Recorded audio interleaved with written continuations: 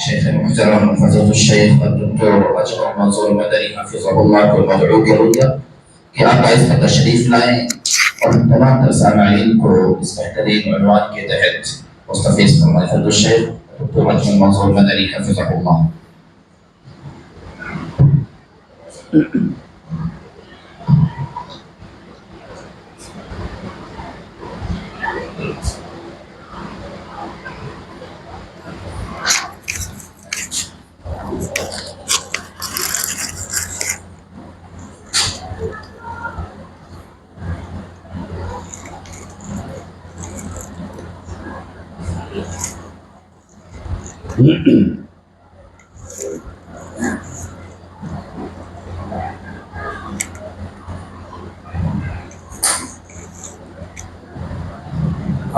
چلے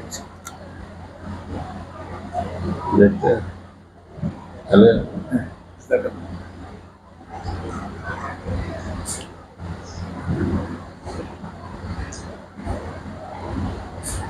ان الحمد للہ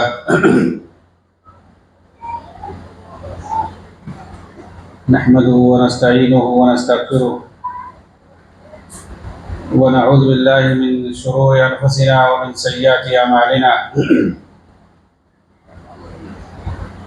من يهده الله فلا مضل له ومن يضلل فلا هادي له واشهد ان لا اله الا الله واشهد ان محمدا عبده ورسوله. اما بعد فان خير الحديث كتاب الله وخير الهدي هدي محمد صلى الله عليه وسلم وشر الأمور محدثاتها وكل محدثة بدعة وكل بدعة ضلالة وكل ضلالة في النار. أعوذ بالله من الشيطان الرجيم. بسم الله الرحمن الرحيم. ولتكن منكم أمة يدعون إلى الخير ويأمرون بالمعروف وينهون عن المنكر وأولئك هم المهتدون.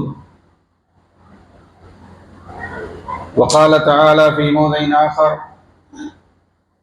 وأن هذا صراطي مستقيما فاتبعوه ولا تتبعوا السبل فتفرق بكم عن سبيله ذلكم وصاكم به لعلكم تهتدون.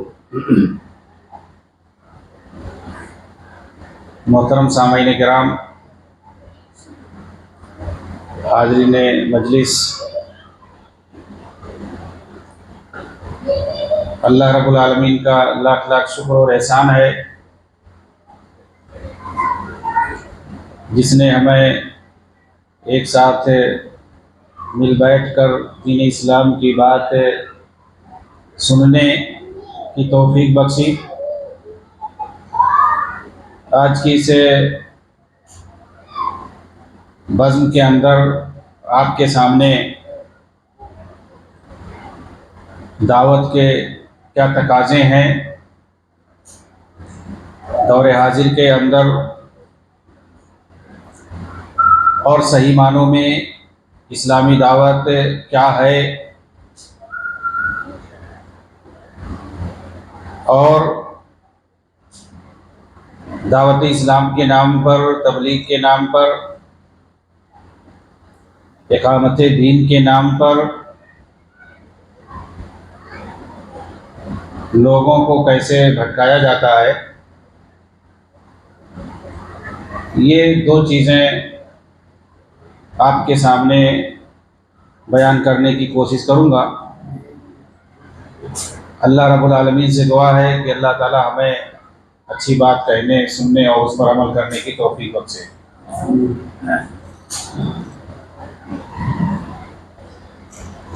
یہ دین اسلام جس کے ہم اور آپ پیروکار ہیں،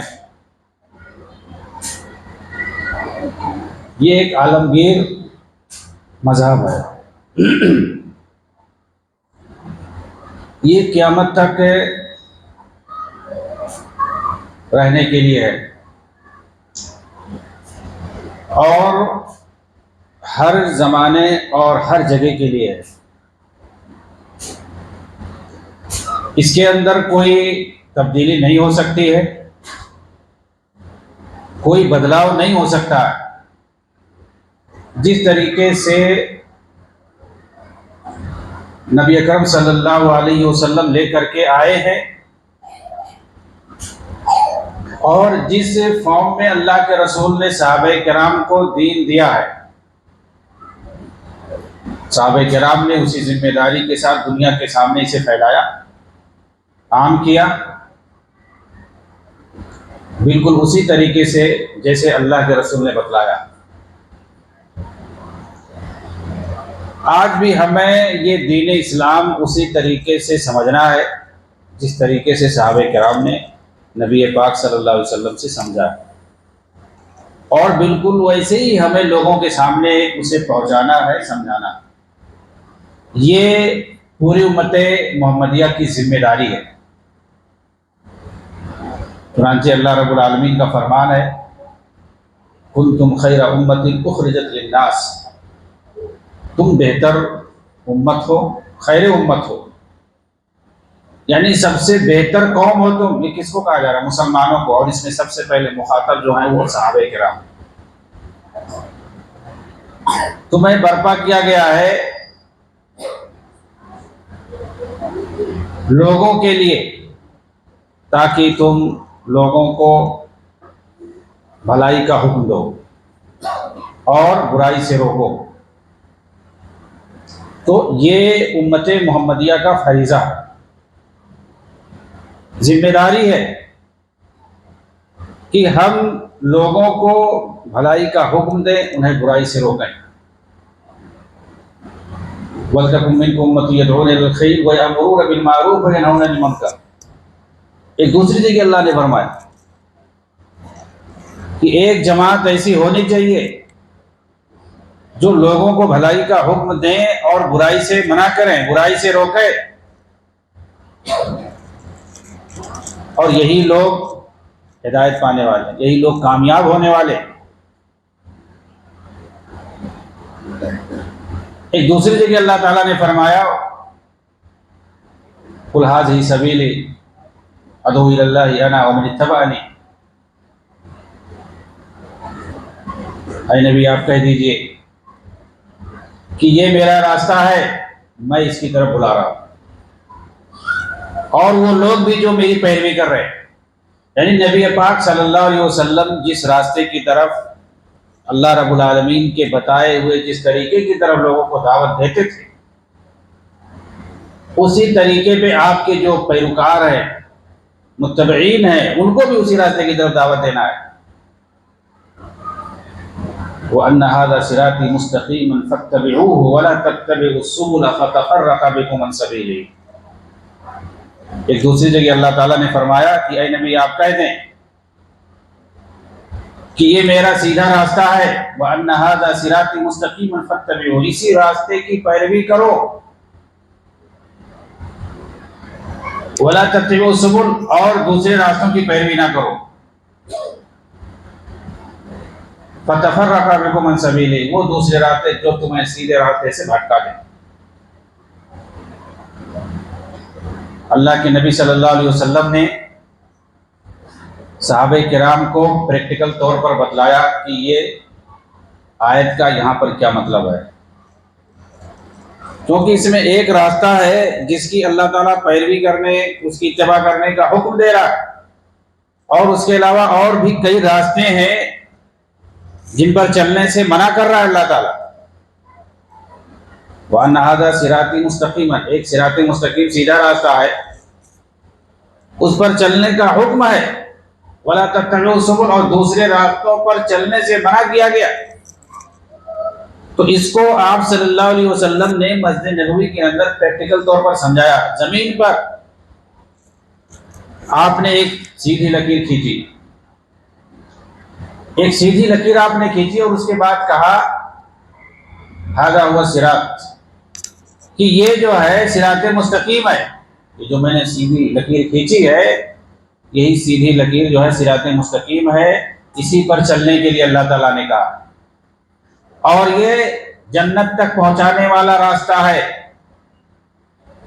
یہ وہی راستہ ہے جس کی ہم جو ہے دعا کرتے ہیں ہر نماز کے اندر، اہدنا الصراط المستقیم، یہ وہی راستہ ہے۔ اس پر چلنے اور اس پر قائم رہنے، اس پر ثابت قدم رہنے کی دعا ہم ہر نماز میں کرتے ہیں۔ وہی راستہ جو ہے صراط مستقیم، تو جنت تک پہنچانے والا۔ تو آپ نے ایک لکیر زمین میں کھینچی سیدھا اور کہا یہ صراط مستقیم ہے، اسی پر چلنے کا اللہ نے حکم دیا ہے، وَأَنَّ هَٰذَا صِرَاطِي مُسْتَقِيمًا فَاتَّبِعُوهُ، یہ صراط مستقیم ہے، اسی پر چلو۔ اس کے بعد آپ نے کچھ لکیریں دائیں طرف کھینچی اور کچھ لکیریں بائیں طرف، ثم خط خطوطا عن يمينه وخطوطا عن شماله، کچھ لکیریں آپ نے دائیں طرف کھینچ دی اور کچھ لکیریں بائیں طرف زمین پر۔ اس کے بعد کہا وعلى كل صراط شیطان يدعو الیہ، یہ ساری جو لکیریں ہیں، یہ سارے راستے، ان پر اللہ نے منع کیا چلنے سے، ادھر جانے سے، نہ بائیں طرف جانا ہے کسی راستے پہ اور نہ دائیں طرف کسی راستے پہ جانا۔ ظاہر سی بات ہے دوسرے راستے پر اگر آپ جائیں گے تو بھٹک جائیں گے، اصل جو منزل مقصود ہے وہاں پر نہیں پہنچ پائیں گے۔ آپ نے صراط کے ساتھ کہا کہ ہر راستے پر ایک شیطان بیٹھا ہے جو اپنی طرف بلا رہا، یعنی گویا جو سیدھے راستے پہ چل رہا ہوتا ہے تو ادھر ادھر سب کئی راستے ہیں، ہر راستے پر ایک شیطان بیٹھا اپنی طرف بلا رہا ہے ہمارے پاس آؤ، مڑ کے بھی نہیں دیکھنا ادھر، مطلب کئی موڑ ملے گا، کئی راستے ملیں گے، بائی پاس، اور ہر راستے پہ شیطان ہے اپنی طرف بلا رہے ہیں، سب ہماری طرف آؤ ہماری طرف آؤ۔ اللہ کے رسول نے کہا کہیں نہیں جانا، سیدھے چلے جاؤ، یہی راستہ جو سیدھا ہے یہی جنت تک پہنچانے والا۔ اگر ادھر ادھر گئے بائی پاس راستوں پہ تو اس راستے پہ نہیں پہنچ پاؤ گے۔ علی کل طریق شیطان یدعو الیہ، ہر راستے پہ شیطان بیٹھا اپنی طرف بلا رہا ہے۔ اچھا بہت سے لوگ بولتے ہیں کہ کسی بھی طریقے سے جاؤ ایک ہی جگہ سب پہنچو گے، ایسا لوگ بولتے ہیں، ایسا نہیں، قرآن اور حدیث ہمیں ایسا نہیں بتاتا۔ دیکھیے ہم اہل حدیثوں کی جو ہے یہ خصوصی پہچان ہے، امتیاز ہے، ایک شان ہے کہ ہم لوگ دین کی ہر بات کو قرآن اور حدیث سے سمجھتے ہیں۔ جیسے کہ ابھی ہم نے قرآن کی آیت پڑھی اور اس کے بعد جو ہے اس کی تشریح ہم نے حدیث کی روشنی میں بتلائی کہ اللہ کے رسول نے یہ سنن ابن ماجہ کے اندر عبداللہ بن مسعود رضی اللہ تعالیٰ عنہ سے مروی حدیث ہے، صحیح حدیث، کہ آپ نے مسجد میں بیٹھ کر صحابہ کرام کو سمجھایا کہ اس آیت کا کیا مطلب ہے۔ اللہ نے یہ کہا کہ یہ جو سیدھا راستہ ہے اس پر چلو اور دوسرے راستوں پر نہ، یہ دوسرے راستے کے آپ نے بتلایا باقاعدہ لکیر کھینچ کے، یہ ایک سیدھا راستہ ہے، ایک ہائی وے ہے، اسی پہ چلے جاؤ سیدھا۔ اب ادھر ادھر جاؤ گے تو وہاں نہیں پہنچ پاؤ گے جہاں پہ ہمیں پہنچنا ہے۔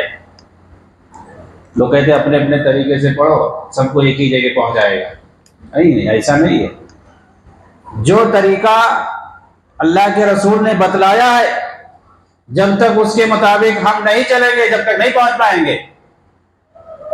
ایسا نہیں ہوتا ہے کہ چاہے جو اپنی طرف سے کوئی منہج کوئی طریقہ گڑھ لے، کوئی بھی راستہ اپنا لے اور کہے آؤ ادھر سے چلو ہم پہنچا دیں گے، نہیں پہنچ پاؤ گے۔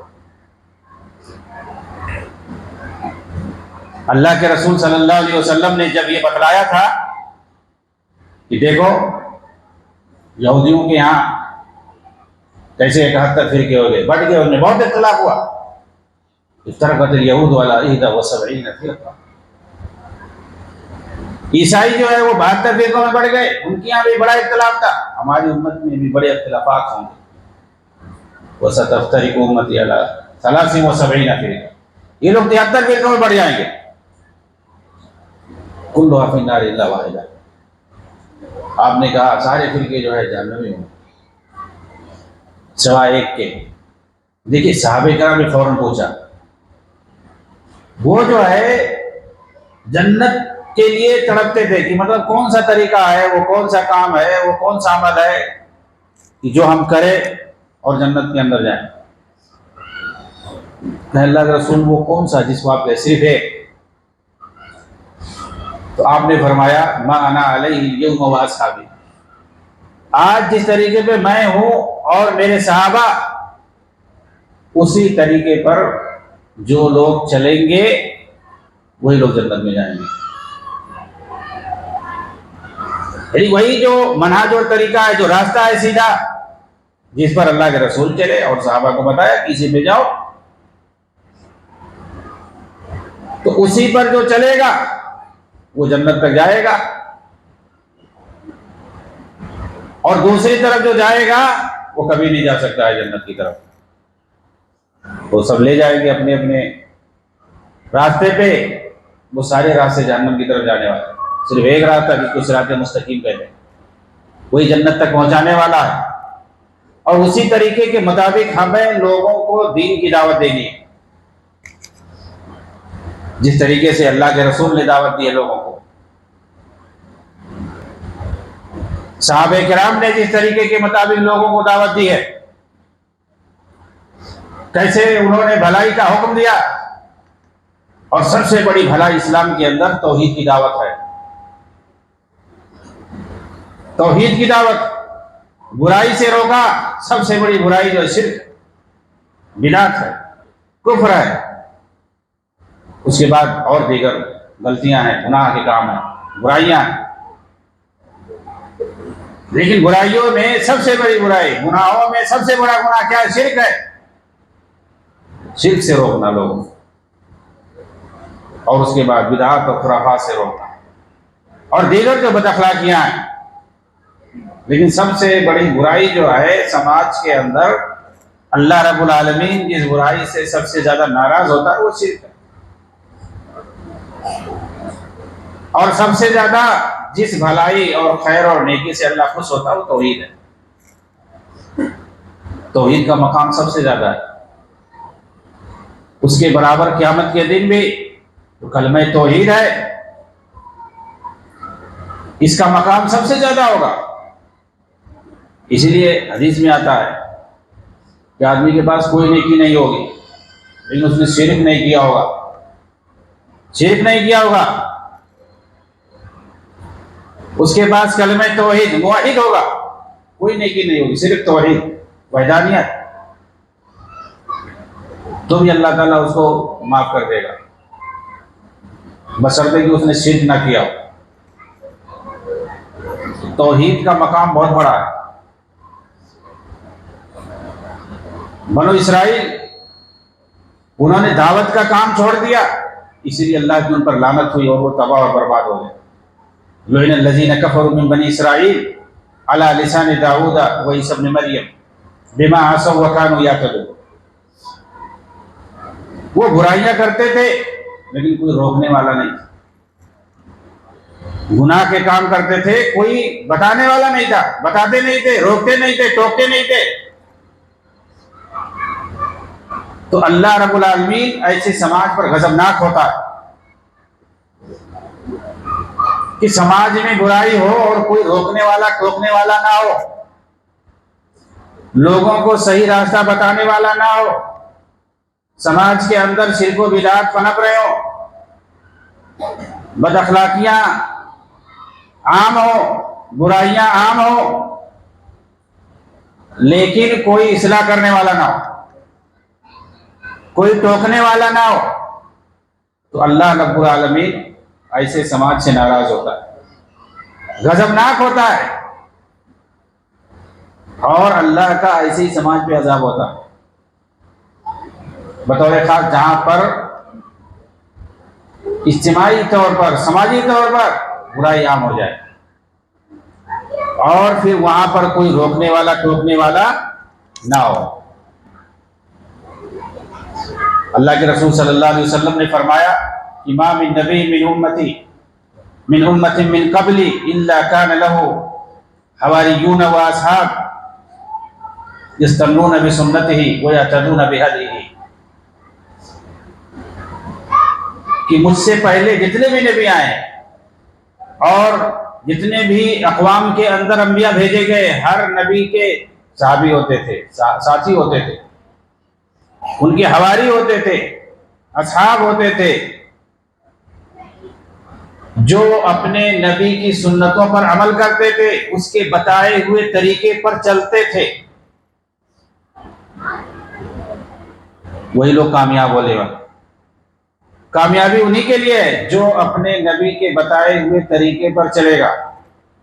ہر کوئی جانتا ہے آخری نبی جناب محمد رسول اللہ صلی اللہ علیہ وسلم قیامت تک کے لیے نبی، آپ ہی کے طریقے پر قیامت تک لوگوں کو چلنا ہے۔ آپ صلی اللہ علیہ وسلم ہی کے بتائے ہوئے طریقے کے مطابق زندگی گزارنی ہے۔ اس کے بعد اللہ کے رسول نے فرمایا ثم ان تخلق من بعدی قلوب، لیکن بعد میں کچھ ناخلق لوگ پیدا ہوئے جو اس طریقے پر نہیں چلتے تھے، یعنی اپنے نبی کی سنتوں کے مطابق عمل نہیں کرتے تھے، نبی کے طریقے پہ چلتے نہیں تھے۔ ایسے لوگ، ان کے اندر انحراف پیدا ہو گیا، یعنی جو نبی کی سنت پہ نہ چلے، نبی صلی اللہ علیہ وسلم کے بتائے ہوئے طریقے پہ نہ چلے تو گویا وہ منحرف ہو گیا، بھٹک گیا، وہ اپنا دوسرا طریقہ ایجاد کر رہا ہے کہ ہمارا یہ آسان طریقہ ہے۔ یہ لوگ متشدد ہیں، اختلاف کی بات کرتے ہیں۔ آپ اگر شرک پہ بولو گے، بدعت کے خلاف بولو گے، لوگوں کو توحید کی دعوت دو گے تو کہیں گے اختلاف کی بات کر رہے ہیں۔ اسے لوگ جو ہے متحد نہیں ہوں گے، اتحاد نہیں ہوگا۔ توحید کی بات کرنے سے اگر اتحاد نہیں ہوگا تو پھر کون سی بات کرنے سے اتحاد پیدا ہوگا مسلمانوں کے اندر؟ اسلام کافروں کے اندر، مشرکوں کے اندر، بدعتیوں کے اندر سارے لوگوں کو اتفاق کرنے کی بات تھوڑی کرتا ہے۔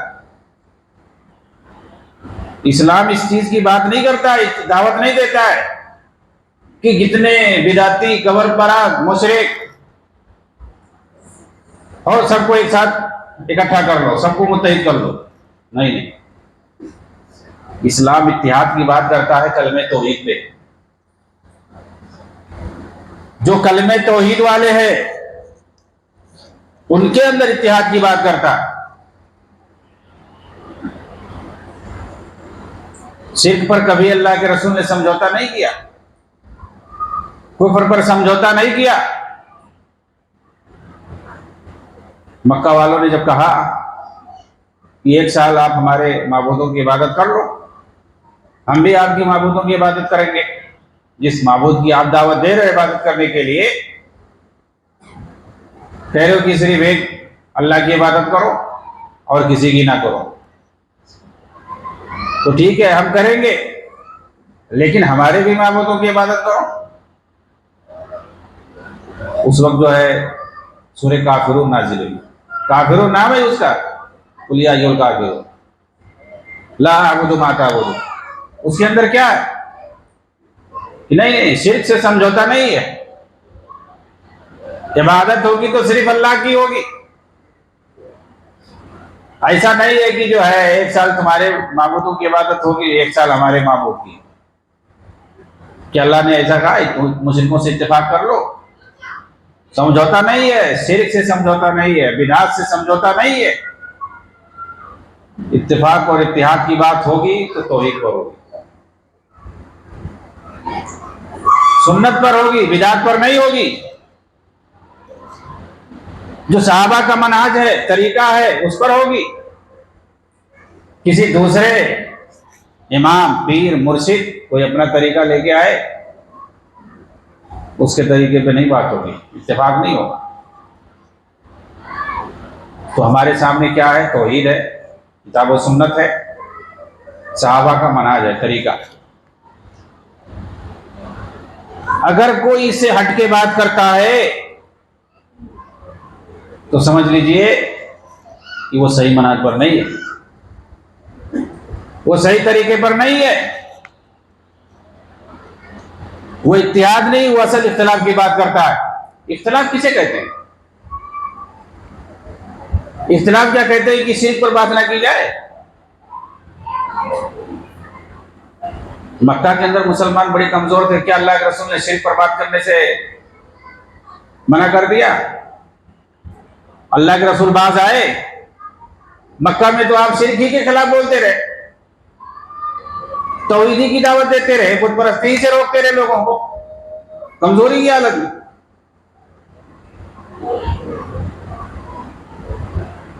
تو اسلام میں کبھی اجازت نہیں دیتا اور نہ اس پر سمجھوتا ہو سکتا ہے۔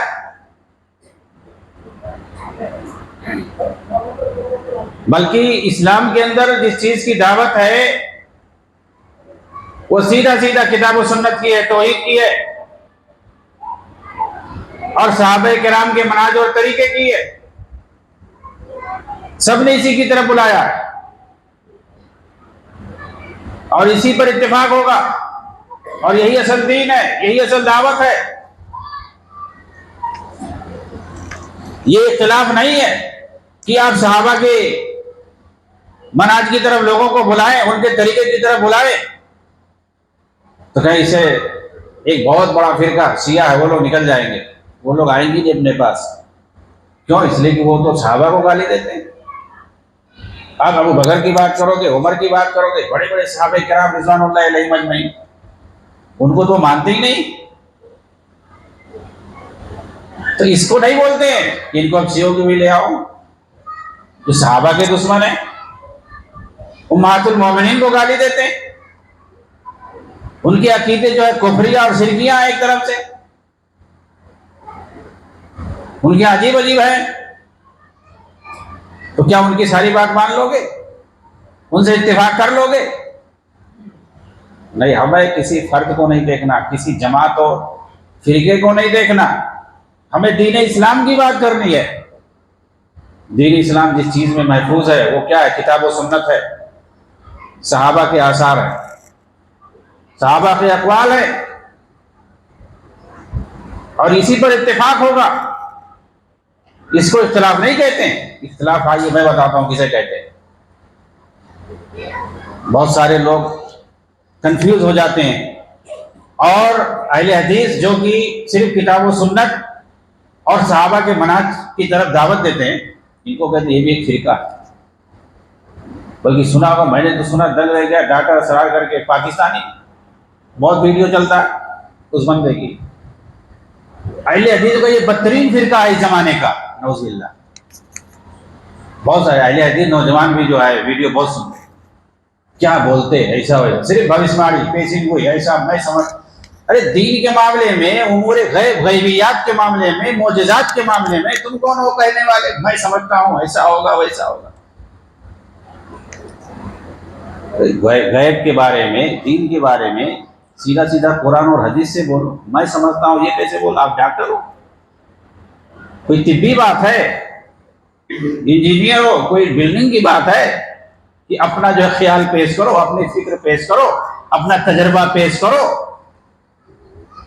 کوئی الیکٹریشین ہے کہ بھائی وہ اپنا جو ٹیکنیک پیش کرے، اپنے دماغ کی بات بتائے، میں سمجھتا ہوں اس کو ایسا کر دو گے تو یہ لائٹ جلنے لگے گی۔ یہ دین کا معاملہ ہے، یہ کتاب و سنت کے اندر ہے، قرآن کے اندر ہے، حدیث کے اندر ہے، اس کے علاوہ اور کہیں نہیں ہے۔ کوئی نہیں کہہ سکتا ہے میں سمجھتا ہوں میں سمجھتا ہوں۔ ارے تم سمجھو اپنے گھر کے بارے میں، دین کے بارے میں اپنی رائے اور خیال نہیں پیش کر سکتے ہو۔ میں سمجھتا ہوں میں امام مہدی جو ہے یہاں ایران سے نکلیں گے۔ ارے تم کیا سمجھتے ہو امام مہدی کے بارے جو پورا حدیثوں کے اندر بیان کیا گیا ہے، وہ کہاں مدینہ کے رہیں گے، مکہ میں وہ ظہور ہوگا ان کا یہ نام ہوگا، پوری تفصیل موجود ہے۔ تو تمہارے سمجھنے اور سمجھانے سے کیا ہوگا؟ ایسی باتیں پیش کرنا جو شیعوں کے مطابق ان کی دلیلیں اور ان کی جو حجت مضبوط ہو۔ تو میں یہ کہہ رہا تھا کہ اختلاف کسے کہتے ہیں یہ ہمیں سمجھنے کی ضرورت ہے۔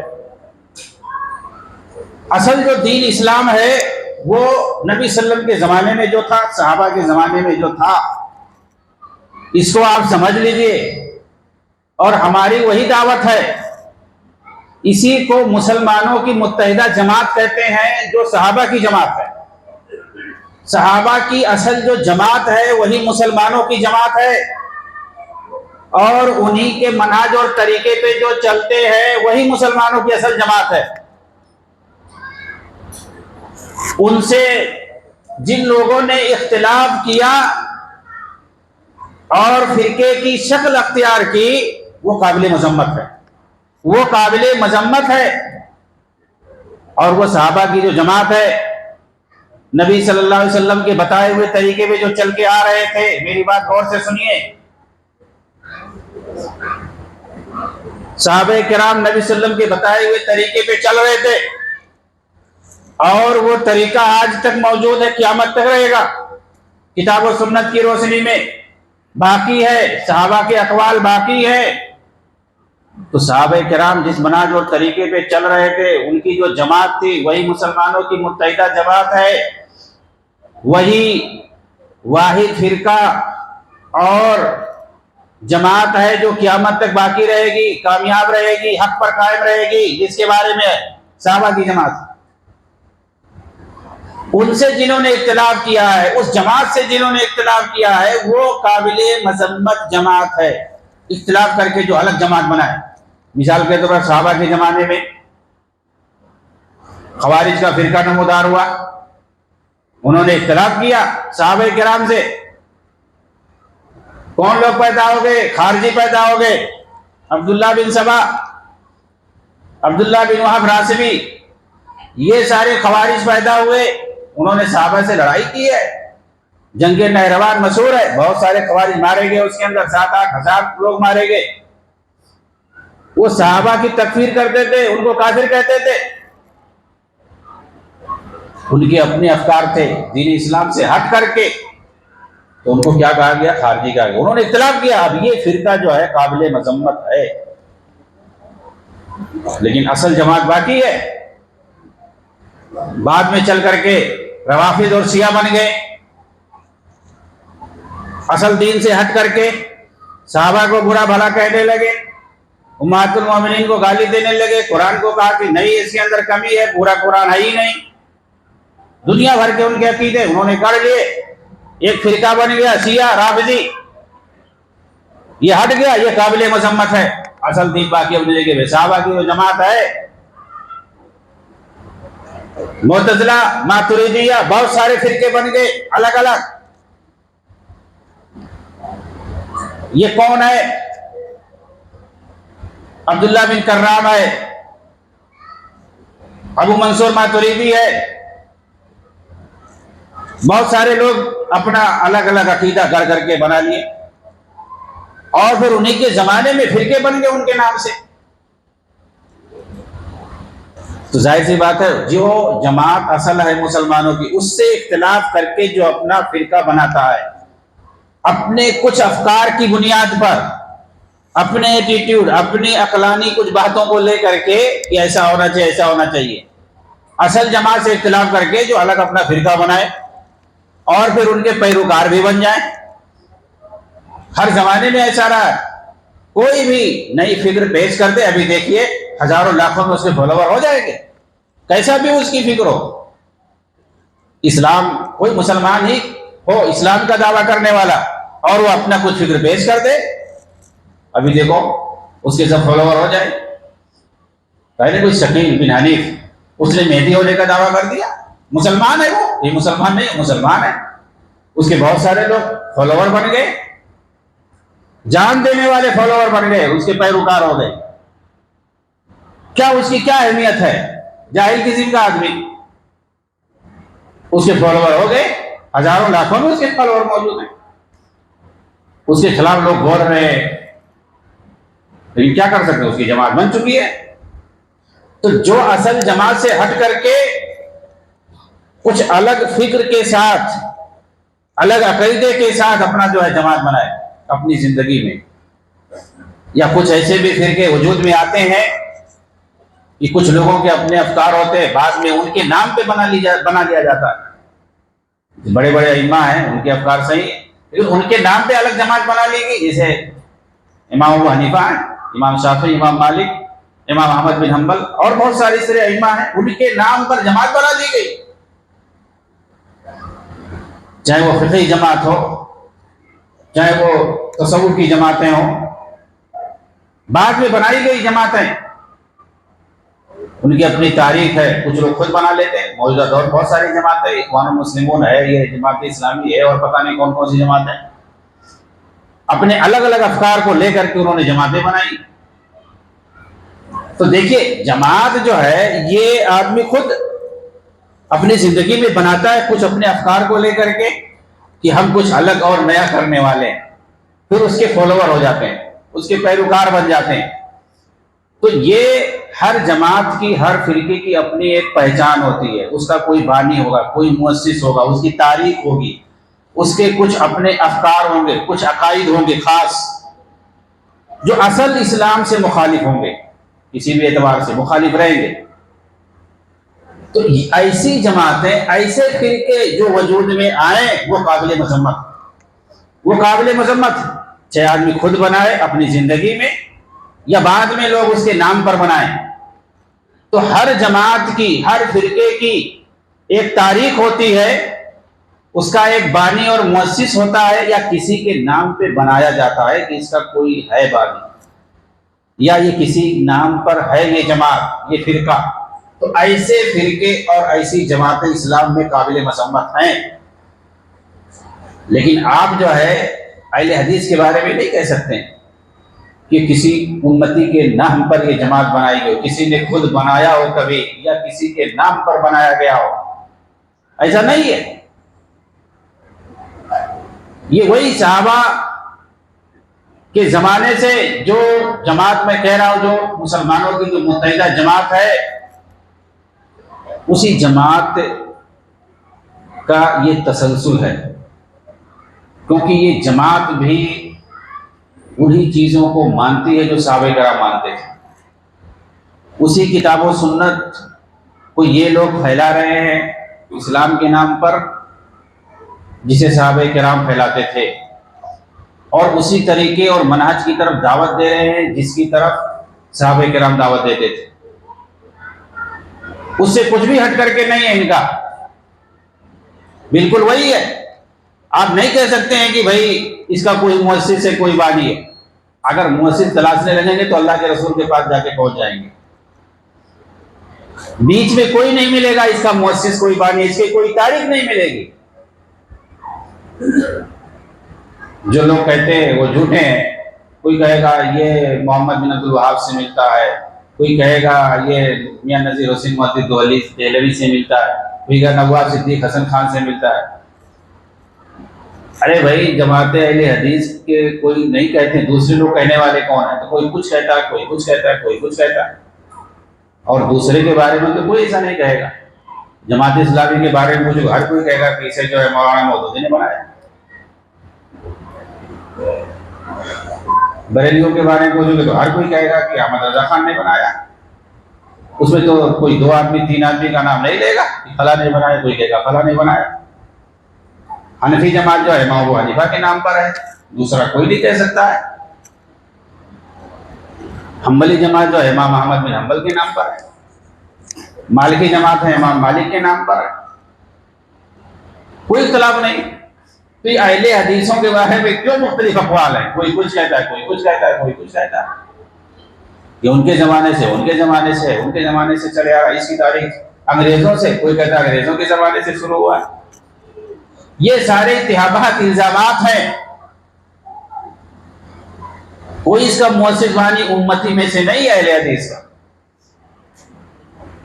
یہ اسی صحابہ کرام کی جماعت کا ایک تسلسل ہے، ایک صفتی نام ہے۔ اچھا یہ نئے لوگ جو ہے جو اپنا نیا منہج بناتے ہیں، کہتے ہیں یہ سارے فرقہ پرستی ہے، نام رکھنا حنفی، شافعی، اہل حدیث اور کیا کیا، اہل حدیث کو بھی جوڑ دیں، مسلمان اپنے آپ کو۔ تو یہ جو ہے صحیح نہیں ہے۔ مسلمان اور مومن، اس کے علاوہ مسلمانوں کی صفتی نام بہت زیادہ۔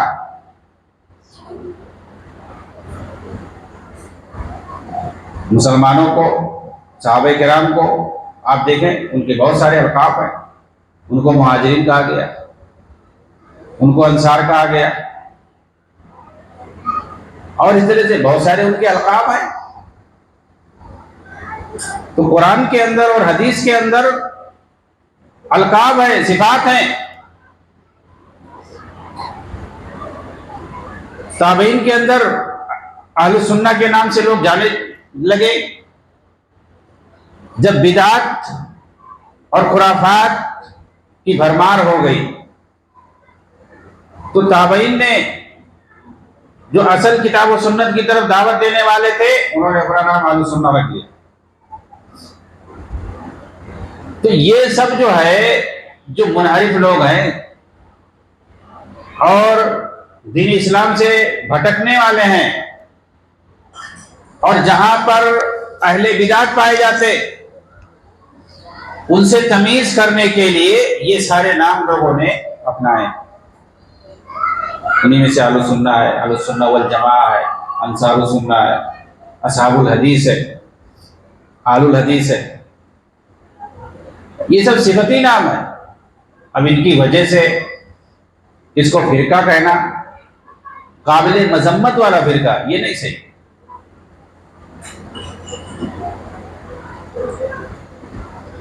اب آپ دیکھیں گے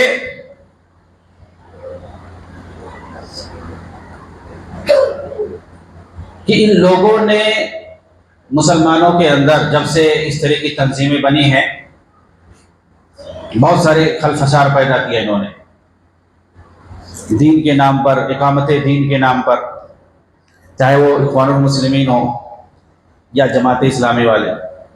کریں گے کچھ نہیں، صرف چیخیں گے، چلائیں گے. اقامت دین کا نام لیتے، مطلب ان کے یہاں یہ ہوتا ہے کہ اسلامی حکومت قائم کرنا، ایسا کرنا، ویسا کرنا.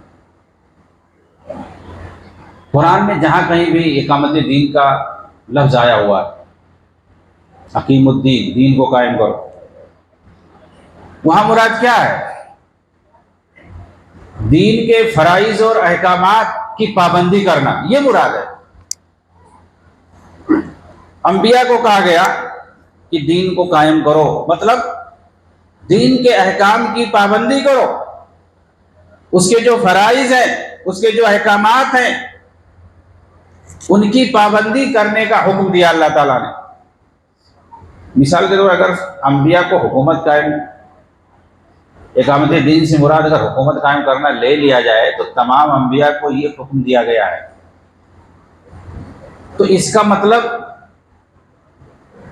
انبیاء نے وہ عمل ہی نہیں کیا. حکومت کس نے قائم کیا؟ حکومت یہ قائم نہیں کی جاتی ہے. حکومت یہ اللہ کی طرف سے ایک نعمت ہے، اقتدار ایک نعمت ہے، یہ اللہ کی طرف سے ملتی ہے. کسی نبی کو حکومت قائم کرنے کے لیے نہیں کہا گیا ہے. آپ قرآن کا مطالعہ کریں گے، جا بجا آپ کو ملے گا کہ ہر نبی نے اپنے قوم میں آ کر کے کیا کہا؟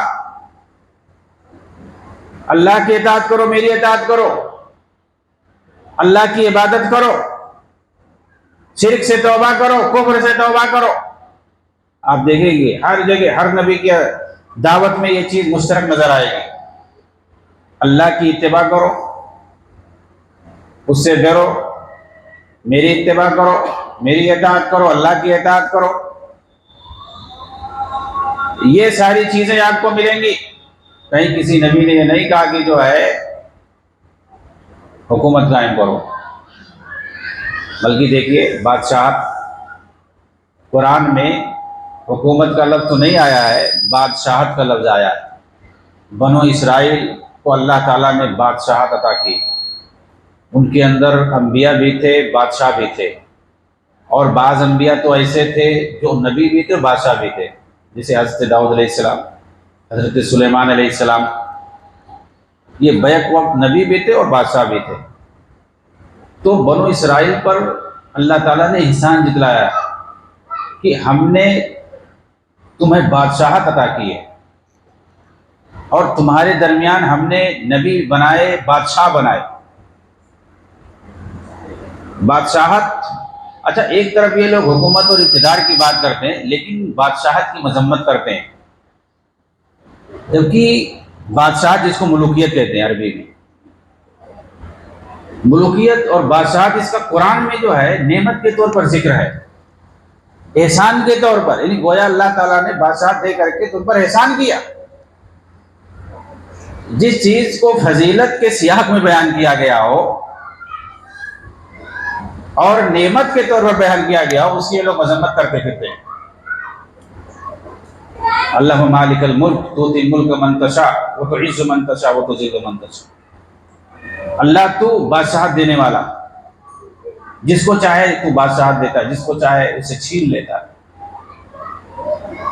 تو یہ اللہ کی طرف سے نعمت ہے، بادشاہت اور اقتدار یہ اللہ کی طرف سے نعمت ہے، جس کو چاہتا دیتا ہے، جس کو چاہتا اس سے چھین لیتا ہے۔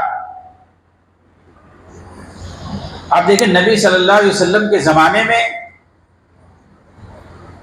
بادشاہی تھے جگہ جگہ، جہاں جہاں حکومتیں تھیں عرب، جزیرے عرب کو چھوڑ کر کے، حبشہ کے اندر، یمن کے اندر، ملک شام کے اندر، عراق کے اندر،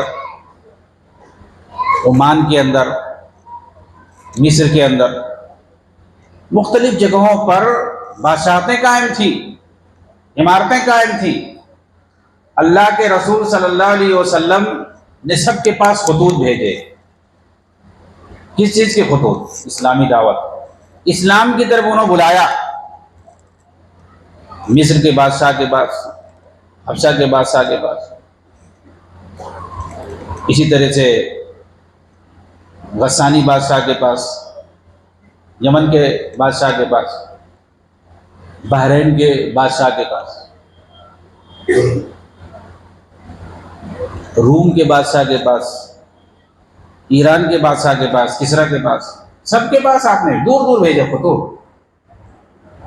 یلچی بھیجے، صحابہ کرام کو دے کر کے آپ نے بھیجا۔ آپ کے بہت سارے خطوط آج بھی موجود ہیں۔ صحابہ کرام نے جو خطوط لکھے ہیں وہ خطوط آج بھی مدینہ میں، وہاں کی مسجد نبوی کے اندر لائبریری ہے، اس میں سب ابھی بھی موجود ہے خطوط۔ اس وقت جو ہے، ابھی تو آپ دیکھیں گے قرآن کے اندر یہ عربی زبان، اس میں زیر زبر اور نقطے سب ہے، یعنی زیر زبر بھی ہے اور نقطے بھی ہیں۔ ابھی پہلے نبی کے زمانے میں نہ نقطے تھے نہ زیر زبر تھے، ایسے ہی پڑھتے تھے۔ تو وہ سارے خطوط ایسے ہی ہیں، اس میں آپ کو نقطے بھی نہیں ملیں گے اور زیر زبر بھی نہیں ملیں گے۔ ابھی آپ دیکھیں قرآن، اس میں زیر زبر بھی آپ کو ملے گا، جس کو اعراب کہتے ہیں، اور نقطے بھی ملیں گے۔ لیکن پہلے ایسا نہیں تھا، یہ نقطے اور زیر زبر یہ بعد میں لگائے گئے۔ جب عرب سے باہر اسلام گیا تو لوگوں کو عربی سیکھنے پڑھنے میں دقت ہوئی، تو گویا غیر عربوں کے لیے یہ سب بنایا گیا، نقطے لگائے گئے، زیر زبر لگائے گئے، تاکہ صحیح سے لوگ پڑھ لے جائیں، مخرج کے ساتھ پڑھ لے جائیں، پڑھنے میں غلطی نہ کریں قرآن پاک کو۔ تو یہ سب زیر زبر بنائے گئے اور نقطے بنائے گئے، لگائے گئے بنو امیہ کے زمانے میں۔ قرآن کو صحیح سے سمجھنے کے لیے، ظاہر سی بات ہے بنو امیہ ہی کے زمانے میں اسلام دور دور تک پھیلا، تو ان کے زمانے میں قرآن پر نقطے لگائے گئے، اعراب لگائے گئے، زیر زبر، تاکہ جو باہر کے لوگ ہیں، غیر عرب والے ہیں، عجم جن کو کہتے ہیں، ان کو پڑھنے میں دشواری نہ ہو، تو ان کے لیے نقطے لگائے گئے، زیر زبر لگائے گئے۔ تو خطوط جو ہیں ان پہ آپ زیر زبر نہیں پائیں گے، آج بھی موجود ہیں۔ میں یہ بتانا چاہتا ہوں کہ آپ جا کے دیکھیں ان میں کیا لکھا ہوا۔ بادشاہوں کے پاس آپ نے خطوط لکھے، لیکن آپ نے کسی سے نہیں کہا کہ تم کو بادشاہت چھوڑنی پڑے گی، کیونکہ اسلام میں بادشاہت نہیں ہے۔ دیکھو یہ لوگ جو ہے ملوکیت اور بادشاہت کی مذمت کرتے ہیں۔ اچھا دعوت دیتے ہیں تو کس کی دعوت دیتے ہیں؟ نہیں، حکومت، جیسی بات ہے حکمرانی، حکومت ہی کی طرف ہی بلاتے ہیں، لوگوں کو دعوت دیتے ہیں۔ سب سے پہلی دعوت ان کی یہی ہے، حکومت کا قیام۔ اقامت دین جب کہتے ہیں تو اس سے مراد ان کی جو ہے حکومت قائم کرنا، اس کے لیے کوشش کرنا، یہ کہتے ہیں۔ اب دیکھیے جو ہے ان کی دوغلا پنی ہے، یہ حکومت قائم کرنا، تو ایک تو جو اسلامی حکمرانی ہونی چاہیے، اسلامی جو طریقہ ہونا چاہیے نظام حکمرانی کا، اس کی طرف نہ بلا کر کے یہ جمہوریت کی طرف، جو یہودیوں کا جو ڈیموکریسی ہے، کس کا بنایا ہوا نظام ہے؟ یہودیوں کا بنایا ہوا نظام، مغرب کا نظام ہے، یہ انگریزوں کا بنایا ہوا نظام ہے، چاہے وہ عالمی اسلامی میں ہو یا غیر عالمی اسلامی میں، ہر جگہ جو آج جمہوری نظام چل رہا ہے، یہ کس نے بنایا؟ یہ سب سے خطرناک ہے یہ نظام۔ اس میں کیا ہوتا ہے؟ ووٹنگ پڑتی ہے، اس میں ایک ٹرم متعین ہوتا ہے 4-5 سال، ایک جماعت آتی ہے، وہ 4-5 سال حکومت کرتی ہے، پیسہ خرچ کر کے وہ حکومت حاصل کرتی ہے کسی طریقے سے، ووٹ کے ذریعے سے یا زبردستی، کیسا بھی کر کے۔ اس کے بعد 4-5 سال جتنا وہ پیسہ خرچ کیا ہے اتنا وہ خوب لوٹتی ہے، کماتی ہے، کیونکہ دوبارہ اسے یقین نہیں ہوتا کہ میں باقی رہوں گی۔ پھر دوسری جماعت آتی ہے، کیونکہ ان کی غلطیوں کو عوام میں بیان کر کے، ان کے یہاں کرپشن تھا، یہ گھوٹالا، وہ گھوٹالا، یہ غلط، وہ غلط، تو دوسری جماعت آتی ہے اگلی بار، پھر یہ لوگ جم کے لوٹتے ہیں ملک کو۔ پھر اس کے بعد جب تیسرا ٹرم آتا ہے تو پھر کوئی دوسری جماعت آتی ہے 4-5 سال کے لیے، پھر وہ لوگ ملک کو لوٹتے ہیں۔ اب دیکھیں، اسلامی جو ممالک ہیں، چاہے افریقہ میں ہو یا ایشیا میں ہو، سینٹرل ایشیا میں ہو، ہر جگہ کی حالت دیکھو کیسی ہے۔ کوئی جانتا ہے کسی کو؟ کوئی اسلامی ملک کسی نام کے ہے؟ اگر کوئی جانتا ہے مسلمانوں کو تو عربوں سے جانتا ہے، جو خلیج عرب میں ہیں، گلف کنٹریز میں، ساری دنیا کی نگاہیں ادھر ہی ہیں، ہر اعتبار سے، دین کے اعتبار سے 1 نمبر، دولت کے اعتبار سے 1 نمبر پوری دنیا میں۔ دوسری جگہ تو 2 نمبر کا سب پورا دین ہے، بلکہ دین اسلام کے علاوہ سب کچھ خرافات پا جاؤ گے، بڑے بڑے قبے، مزارات، دنیا بھر کے خرافات، ہر چیز۔ آپ چلے جاؤ خلیج عرب میں، چلے جاؤ، کوئی ایک مزار دکھا دو، وہاں پہ کوئی چیز نہیں ملے گی، وہاں صرف مسجدیں ہیں، وہ بھی کسی کے نام پہ نہیں، کوئی نہیں ملے گا یہ فلاں کی مسجد ہے، فلاں کی مسجد، کوئی نام نہیں ہوتا۔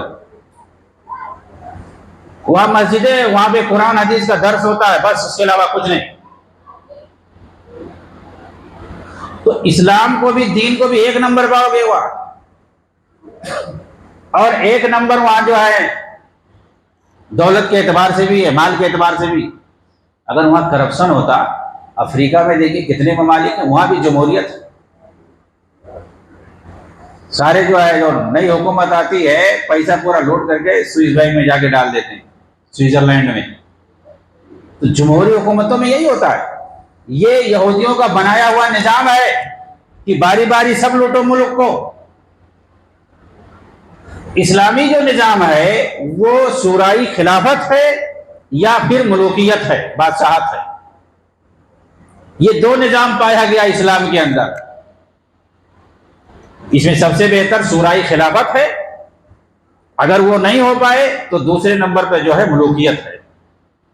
اس کے علاوہ پوری تاریخ ہے اسلام کے اندر، یہی 2 نظام ہمیں ملتا ہے، اس کے علاوہ کوئی تیسرا نظام حکمرانی نہیں ہے۔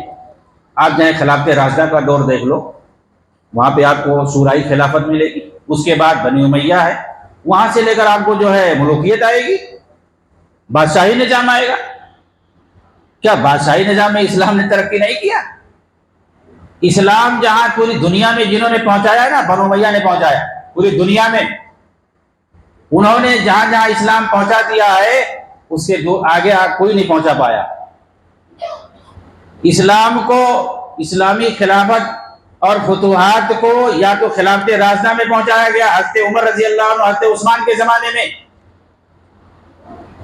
کیونکہ حضرت علی کے زمانے میں تو فتوحات بند ہو گئے تھے آپسی اختلافات کی وجہ سے۔ پھر اس کے بعد حضرت جو معاویہ کا دور شروع ہوا، بنو امیہ کا دور، وہاں سے پھر فتوحات کا دور شروع ہوا، اور یورپ کے اندر، افریقہ کے اندر، دور دور تک بنو امیہ نے اسلام کا جھنڈا پوری دنیا میں پھیلایا۔ کوئی اندلس کو فتح کر رہا ہے، کوئی چین کو فتح کر رہا ہے، کوئی ہند اور سندھ کو فتح کر رہا ہے۔ یہ سب کون تھے؟ بنو امیہ کے لوگ تھے۔ کوئی کاشغر کو فتح کر رہا ہے، محمد بن قاسم، قتیبہ بن مسلم، باہلی، طارق بن زیاد، موسیٰ بن نصیر، یہ سب بڑے بڑے جو جرنیل تھے، فاتح تھے، کون تھے؟ سب بنو امیہ کے تھے۔ آپ دیکھیں ان کے زمانے میں کیا تھا؟ نہ کوئی شرک، نہ کوئی بدعت، نہ کوئی خرافات، نہ کوئی تقلید، نہ کوئی امام، نہ کوئی پیر، نہ کوئی مرشد، نہ کوئی مزار، نہ کوئی قبہ، کوئی نہیں تھا، نہ کوئی صوفی، نہ کوئی کوفی، کوئی نہیں تھا ان کے زمانے میں۔ یہ سب بعد کی ایجادات ہیں۔ یہ میں 2 صدی ہجری کی بات کر رہا ہوں، 2ری صدی ہجری۔ ان کے زمانے میں کوئی نہیں تھا۔ انہوں نے توحید کو پوری دنیا میں بلند کیا، اس کے جھنڈے کو۔ ان کے جھنڈے پر لکھا ہوتا تھا لا الہ الا اللہ محمد رسول اللہ۔ سیدھا سیدھا انہوں نے دین اسلام کو پہنچایا۔ اچھا دیکھیے، چاہے شیعہ ہو چاہے جماعت اسلامی ہو، سب سے زیادہ برائی کس کی طرف ہے؟ بنی امیہ کی، جنہوں نے دین اسلام کو پوری دنیا میں پہنچایا۔ کہتے ملوکیت سب سے برا ہے۔ سب سے زیادہ ترقی اسی دور پہ ہوئی ہے۔ آج خلیج عرب میں کیا ہے؟ ملوکیت ہے، بادشاہت ہے، سب سے زیادہ ترقی وہی ہے۔ وہاں کوئی خرافات نہیں ہے، اس لیے کہ کسی کو موقع ہی نہیں ملتا ہے خرافات کرنے کا۔ جمہوریت میں کیا ہے؟ آزادی ہے۔ ہم بھی کوئی ایک فرقہ بنا کے اس کی طرف دعوت دے، کوئی نہیں کچھ کہے گا۔ کیا عربوں میں ایسا کوئی کر سکتا ہے؟ نہیں کر سکتا، کسی اعتبار سے بھی نہیں کر سکتا۔ نہ کوئی سیاسی پارٹی بنا سکتا ہے، نہ کوئی دینی پارٹی بنا سکتا ہے، نہ کوئی تنظیم بنا سکتا ہے، کچھ نہیں۔ اور جہاں یہ چھوٹ ہوتی ہے وہاں سارے خرافات ہوتے ہیں، جھوٹے جھوٹے مزارات بھی لوگ بنا لیتے ہیں۔ آزادی ہے بھائی، کوئی اپنا فرقہ بھی بنا لیا، کوئی اپنی سیاسی پارٹی بنا لی، آدمی کچھ بھی بنائے، جمہوریت میں بھی تو آزادی ہے۔ اور بادشاہت میں یہ سب آزادی نہیں ہے۔ تو مذمت کرتے ہیں یہ لوگ، اسلام میں کہیں مذمت نہیں ہے۔ میں بتا رہا تھا کہ کیا اللہ کے رسول نے ایسا کسی کو جب خط لکھا تو یہ کہا کہ تم کو چھوڑنا پڑے گا؟ نہیں، بلکہ یہ لکھا ہوا ہے خط کے اندر، جا کے دیکھیے کہ اگر تم اسلام لے آئے تو تم اپنے حکومت پر باقی رہو گے، بادشاہت تمہاری پاس رہے گی۔ ایسا نہیں ہے کہ تم اسلام لے آؤ گے تو تمہاری بادشاہت ہم تم سے چھین کر کے ہم تمہاری جگہ پہ کسی دوسرے کو بنا دیں گے۔ تم وہیں برقرار رہو گے، حاکم جیسے ہو ویسے رہو گے، تمہاری حکومت تمہارے پاس رہے گی۔ اب اسلام کے جو نظام ہے تم کو وہاں پہ لاگو کرنا پڑے گا، لیکن تم اپنی جگہ پہ حاکم باقی رہو گے۔ آپ نے کسی سے نہیں کہا کہ جو ہے تم کو بادشاہت چھوڑنی پڑے گی۔ اور دیکھیے حبشہ کا جو بادشاہ تھا، حبشہ جہاں پر اللہ کے رسول نے کہا تھا کہ وہاں پر ایک انصاف پسند بادشاہ رہتا ہے، وہاں پر چلے جاؤ۔ مکہ کے اندر جب لوگوں کو ستایا جا رہا تھا، آپ نے یہی کہا، اس بادشاہ کی آپ نے برائی نہیں کی، ارے وہاں پہ تو ملوکیت ہے، وہاں پر مت جاؤ۔ آپ نے کہا فَإِنَّ بِهَا مَلِكًا لَا يُظْلَمُ عِندَهُ، حبشہ چلے جاؤ، وہاں پر ایک انصاف پسند بادشاہ رہتا ہے، اس کے یہاں کسی پر ظلم نہیں ہوتا ہے۔ اور بعد میں وہ بادشاہ مسلمان ہو گیا، مسلمانوں کے برتاؤ کو دیکھ کر، ان کی دعوت کو دیکھ کر کے، پڑھ کر کے۔ اور جب اس کا انتقال ہوا، 9 ہجری کی بات ہے، اللہ کے رسول نے اس کا جنازہ پڑھی غائبانہ۔ آپ نے کہا صلوا علی اخیکم فإنہ مات اليوم رجل صالح، آج جو ہے ایک نیک آدمی کا انتقال ہو گیا ہے، آؤ اپنے بھائی پر نماز جنازہ پڑھ لیتے ہیں۔ اس کو کیا کہا آپ نے؟ بادشاہ تھا وقت کا، اپنے ملک کا بادشاہ تھا، اس کو رجل صالح کا۔ آج ایک نیک، اللہ کے رسول کو خبر ملی وحی کے ذریعے سے، آپ نے کہا ایک نیک آدمی کا انتقال ہو گیا۔ اب ان کے حساب سے اگر بادشاہ کہتے وہ طاغوت سے مر گیا، مر جانے، اللہ کے رسول نے ایسا کہا؟ ایسا نہیں کہا۔ آپ نے اس کی جنازہ پڑھی اور کہا کہ وہ نیک آدمی۔ تو اسلام میں کہیں بادشاہت کی مذمت نہیں ہے، بلکہ آپ دیکھیں گے بادشاہت کی فضیلت آئی جگہ جگہ، اور احسان اور نعمت کے طور پر اللہ تعالیٰ نے اس کو بیان کیا ہے۔ یہ کہتے ہیں کہ وہ لوگ ظلم کرتے ہیں، دیکھیے ظلم جو ہے کوئی بھی حاکم کر سکتا ہے، چاہے وہ خلیفہ، آپ خلیفہ کہیں، بادشاہ کہیں، سلطان کہیں، حاکم کہیں، امام کہیں، کچھ بھی کہیں، سردار کہیں، کہنے میں کوئی حرج نہیں ہے، آپ کچھ بھی کہیں، وہ نظام کیسا چلا رہا یہ اصل دیکھا جائے گا۔ اگر وہ انصاف کر رہا ہے کتاب و سنت کی روشنی میں، اللہ کے قانون کی روشنی میں اگر وہ نظام چلا رہا ہے تو پھر وہ اسلام کی نظر میں اچھا ہے، آپ اس کی مذمت نہیں کر سکتے۔ اور جو ظالم ہے وہ کوئی بھی ہو سکتا ہے، سلطان ہو، خلیفہ ہو، امام ہو، بادشاہ ہو، کوئی بھی ہو، تو اصل جو قابل مذمت چیز ہے وہ ظلم ہے، ناانصافی ہے، اور عقیدے کے اندر خرابی ہے، بدعقیدگی ہے، انحراف ہے۔ اگر کوئی مثال کے طور پر بادشاہ آ جائے، چلو وہ خلیفہ ہو، لیکن وہ شرک و بدعت کا ارتکاب کرتا ہو، اس کی رعایا سب شرک و بدعت میں مبتلا ہو۔ اسلام کے اندر نظام حکمرانی کے اصولوں میں سے ایک یہ بھی ہے، حاکم کی ذمہ داری ہے کہ اگر اس کی رعایا میں کسی کے اندر ایسا انحراف پیدا ہو جائے، ایسی بدعت پیدا ہو جائے کہ وہ اس کی طرف دوسروں کو دعوت دینے لگے، فرقہ بنانے لگے، تو یہ حاکم کی ذمہ داری ہے کہ اس کو ختم کرے، اس کو توبہ کرائے۔ یہ دین کے خلاف تم جا رہے ہو، لوگوں کو بھٹکا رہے ہو، اگر کوئی بھٹکائے تو یہ حاکم کی ذمہ داری ہے کہ اس کا راستہ روکے، اس کو ختم کرے۔ عربوں میں ایسا ہوتا ہے، کوئی انحراف کرتا ہے اس کو پکڑا جاتا ہے۔ ان لوگوں کو برداشت نہیں ہے کہ بھائی وہاں آزادی نہیں ہے، وہاں آزادی نہیں، تو آزادی سے کیا مطلب؟ اپنے عقیدے کے مطابق دعوت دو، جو دین کا اصل، اسلام کا جو اصل طریقہ ہے اس کو ہٹ کر کے۔ تو یہ چاہتے ہیں لوگ، تمہاری ساری چیزیں نہیں۔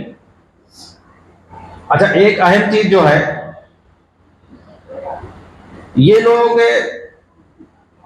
جہاد کے نام پر، اقامت دین کے نام پر لوگوں کو بھٹکاتے ہیں کہ مسلمان کا اصل فریضہ جو ہے کیا ہے؟ جہاد کرنا، غزوہ کی مدد کرنا، اور یہ ساری چیزیں، اور ہم لوگ کچھ نہیں کر رہے ہیں، کوشش کرنا، ایسا کرنا۔ تو کیا کرتے ہیں؟ بھٹکاتے ہیں نوجوانوں کو، سڑکوں پہ جاؤ، یہ کرو، وہ کرو، اپنا اظہار کرو، دنیا بھر کی چیزیں، جذباتی باتیں پیدا کرتے ہیں۔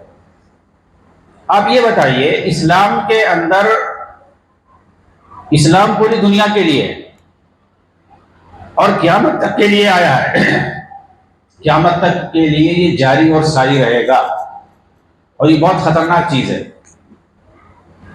جو لوگوں کو، خاص طور سے نوجوانوں کو جذباتی بنایا جاتا ہے، ایسے جذباتی مسائل کو بیان کر کے کہ امت سوئی ہوئی ہے، ہم کچھ نہیں کر رہے، مطلب ہم کرنا چاہتے ہیں، ہم سے اور جڑو، ہم بتاتے ہیں کیا ہے طریقہ، ساری چیزیں۔ تو یہ لوگ جہاد کی بات کریں گے اور ٹکرانے کی بات کریں گے، کٹنے مارنے کی بات کریں گے، کیا اسلام ہے یہ؟ اصل جو ہے دو چیزیں ہیں۔ مسلمانوں کی جو تاریخ رہی ہے اللہ کے رسول کے زمانے سے لے کے آج تک، طاقت اور کمزوری، دونوں دور سے اسلام گزرا۔ خود نبی صلی اللہ علیہ وسلم کی زندگی دیکھیں، مکی زندگی جو 13 سال پر مشتمل ہے، وہاں کمزور تھے مسلمان، کمزور تھے۔ وہاں کس کی حکومت تھی، کس کا اقتدار تھا؟ کفار کا، کافروں کا۔ مکہ کے اندر 13 سال آپ رہے، وہاں بھی مسلمان رہتے تھے، اللہ کے رسول خود رہتے تھے مکہ میں۔ چلتی کس کی تھی، حکومت کس کی تھی، کس کے ماتحت رہتے تھے؟ کافروں کے۔ لیکن وہاں کبھی آپ نے ٹکرانے کی بات کہی، لڑنے کی بات کہی؟ وہاں کبھی جہاد کرنے کی بات کی؟ کیونکہ اجازت ہی نہیں، کیوں؟ اس لیے کمزوری کی حالت۔ وہاں پر صرف اور صرف لوگوں کو دعوت اور تبلیغ کیا جاتا تھا، دین کی طرف بلایا جاتا تھا، توحید کی دعوت دی جاتی تھی، شرک سے روکا جاتا تھا، بت پرستی سے روکا جاتا تھا، اس کی مذمت بیان کی جاتی تھی۔ بعض صحابہ کرام آ کے شکایت کرتے تھے کہ ہمیں ستایا جا رہا ہے، تو آپ کیا کہتے تھے؟ صبر کرو۔ زیادہ تکلیفیں جب شروع ہوئی تو آپ نے کہا حبشہ چلے جاؤ، ہجرت کر جاؤ، وہاں جو بادشاہ ہے بڑا نیک ہے، وہاں ظلم نہیں ہوتا۔ بہت سارے لوگ ہجرت کر کے چلے گئے۔ بعد میں پتہ چلا کہ مکہ والے مسلمان ہو گئے، یہ افواہ پھیلا دی گئی، جھوٹی بات، سارے لوگ بھاگ کے چلے آئے حبشہ سے۔ جب مکہ آئے تو پتہ چلا کہ کوئی نہیں مسلمان ہو رہا، یہ جھوٹی افواہ ہے۔ تو پھر دوبارہ ہجرت کر کے لوگ چلے گئے حبشہ، اور دوبارہ جب گئے تو اور زیادہ گئے، پہلے والے تو گئے ہی، اور بھی نئے بہت سارے لوگ ہجرت کر کے گئے، اس لیے کہ تکلیفیں اور بڑھ گئی تھی۔ تو مکہ کے اندر تکلیف ہی تکلیف تھی، یہاں تک کہ جب رہنا ایک دم دوبار ہو گیا تو مدینہ چلے آئے بھاگ کر کے، مکہ کو چھوڑ ہی دیا۔ آپ وہاں گئے، طائف گئے دعوت دینے کے لیے، وہاں والوں نے بھی کیسا سلوک کیا آپ کے ساتھ معلوم ہے۔ صحابہ کرام آ کر کے آپ سے شکایت کرتے تھے، ظلم کی داستان بتاتے تھے، آپ نے کبھی اجازت دی ٹکرانے کی، مارنے کی، لڑنے کی، گرنے کی؟ کبھی نہیں، آپ نے صرف کہا صبر کرو۔